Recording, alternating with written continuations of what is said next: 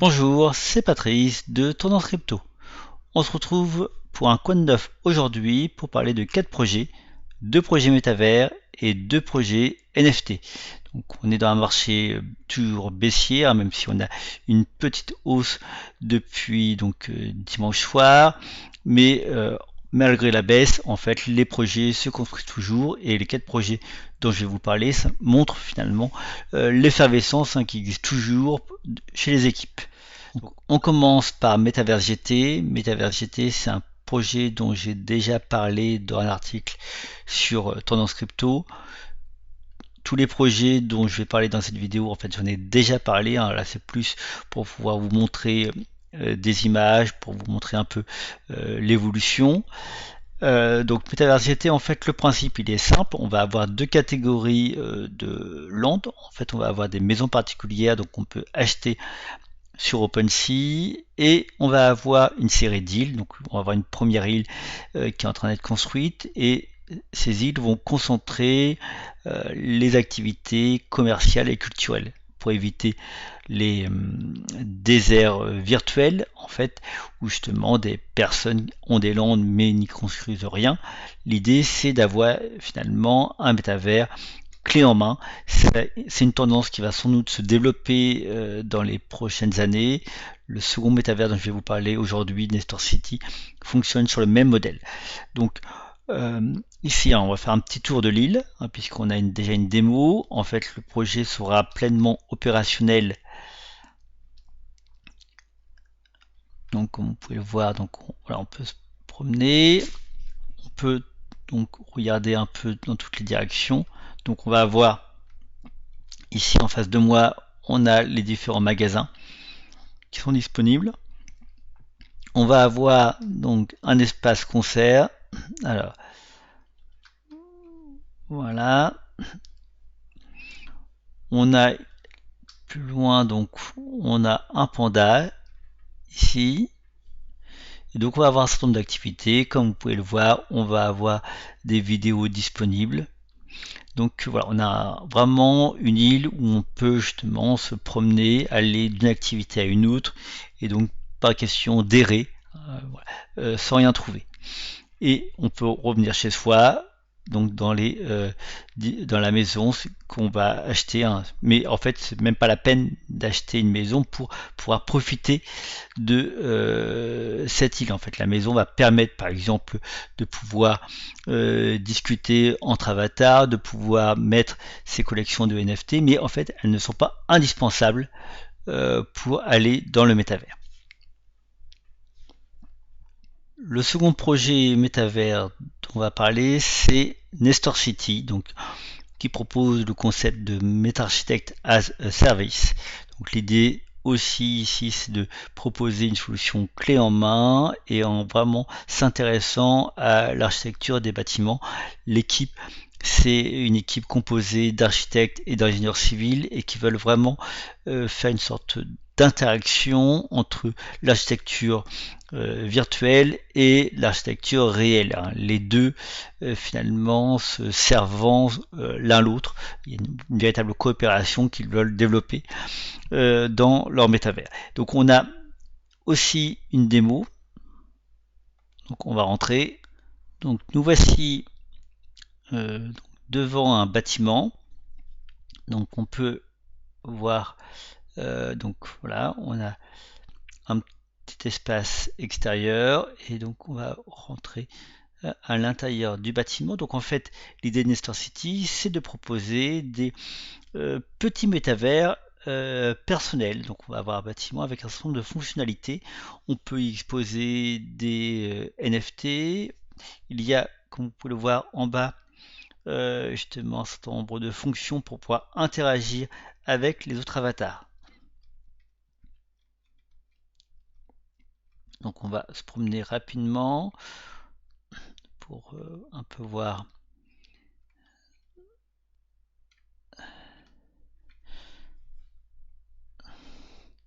J'ai un peu plus de mal avec les déplacements dans ce métavers.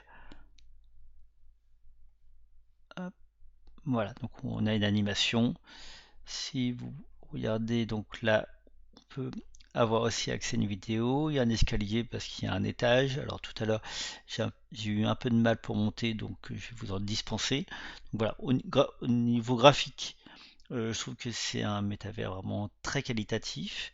Alors évidemment, que ce soit pour Metaverse GT ou pour celui-ci, le grand test va être aussi le moment de l'interaction entre les différents personnages. Ce que j'apprécie aussi dans ces deux métavers, c'est justement qu'on va pas avoir des images saccadées, hein, ce qu'on appelle le clipping, où justement ce qui est au loin apparaît peu à peu comme une série finalement de plans se succédant. Là non, c'est relativement fluide. Dans les deux cas, on peut y accéder directement via navigateur. Metaverse GT, ça fonctionne aussi sur mobile. Nestor City, pas encore. Mais apparemment c'est prévu. Donc pour l'instant Nestor City il n'y a que ses métavers personnels et l'idée, donc il y en a 50 en vente pour l'instant. Euh, L'idée c'est d'arriver à en vendre 300 d'ici fin 2022 et ensuite de tout connecter dans une série. Donc ils ont 3 villes qu'ils ont programmées. Voilà, mais je vous renvoie à l'article que je viens d'écrire sur Nestor City qui développe tout ça. Ensuite, on passe au NFT, donc un nouveau projet, donc Digital Art Odyssey, DAO. DAO NFT, hein, c'est l'identifiant Twitter. Donc pour l'instant, on a un Twitter et un Instagram. En fait, c'est le nouveau projet de Laurie Guintran et donc qui collabore avec Ruggiero Tamazino. Il y aura d'autres artistes qui vont collaborer. Donc en fait, Laurie Guintran, elle est connue dans le monde des NFT parce qu'elle a déjà travaillé avec le projet donc Oxia. On reconnaît son univers à la fois donc sombre, gothique, futuriste. Elle a aussi travaillé en dehors des NFT, donc elle travaille régulièrement pour des séries ou pour des films, donc des séries Netflix comme par exemple Lost in Space, des films comme les films Marvel, donc les deux derniers Avengers. Donc elle a aussi donc une œuvre créative personnelle et se tourne vers les NFT. Donc, je vais publier un article, une interview d'elle, donc en fait qu'on a fait ensemble aujourd'hui même. On a eu des problèmes techniques, donc elle sera en fait retranscrite par écrit, mais je voulais vous parler de son nouveau projet. Donc c'est un projet vraiment sur le long terme, puisque c'est indiqué le Mint ne sera fait qu'en 2023. Et il y aura 624 donc NFT et c'est bien indiqué, ce sont des NFT uniques. Chaque NFT va être, chaque image va être faite par les artistes eux-mêmes et donc c'est pas une collection générée par un programme informatique. Donc c'est important. Laurie en gros considère que c'est un peu une sorte de réaction contre cette tendance des collections de NFT.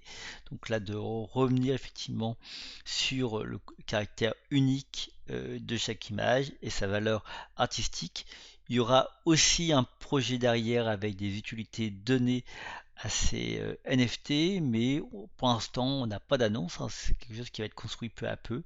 Laurie m'a dit qu'il y a encore à peu près 400 NFT 400 images donc à créer. Donc le lancement est prévu uniquement pour 2023. En fin d'année, on aura le début de la mise en place des communautés. Donc c'est un projet à long terme, mais qu'on suivra avec attention sur Tendance Crypto.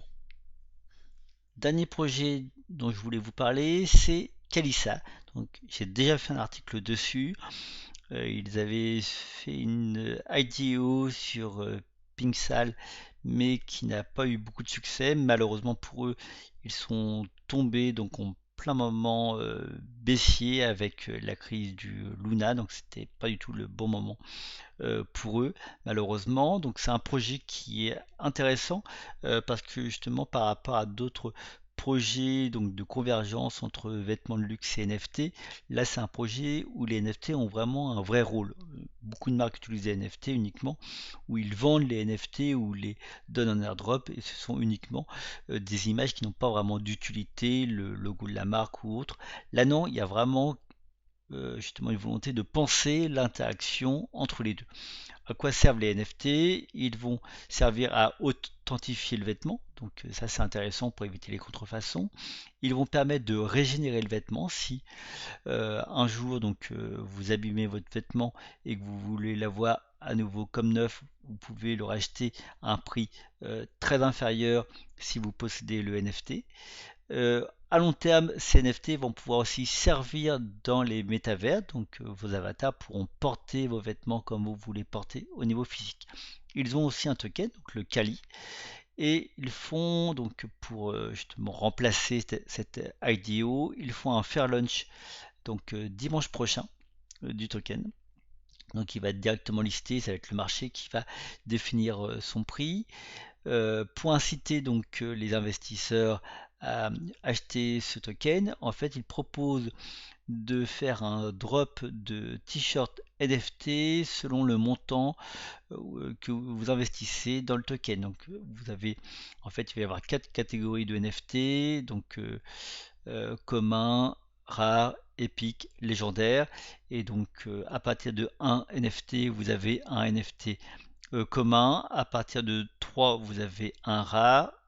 À partir de 5 BNB, vous avez un épique. Et à partir de 10 BNB, vous avez un légendaire. Donc voilà, donc vous avez en gros, si vous achetez à partir donc de 1, 3, 5 ou 10 BNB, finalement, vous avez en plus du token, vous avez aussi un NFT Kalisa.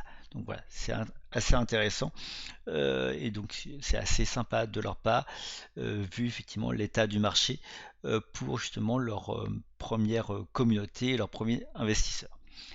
Voilà, donc c'est fini pour ces 4 projets. Si vous avez des questions, n'hésitez pas de les mettre en commentaire. Si vous avez aimé la vidéo, n'hésitez pas à liker. Si vous ne l'avez pas encore fait, abonnez-vous. Donc, je suis désolé de vous redemander ça, mais c'est important pour notre visibilité. Merci, au revoir.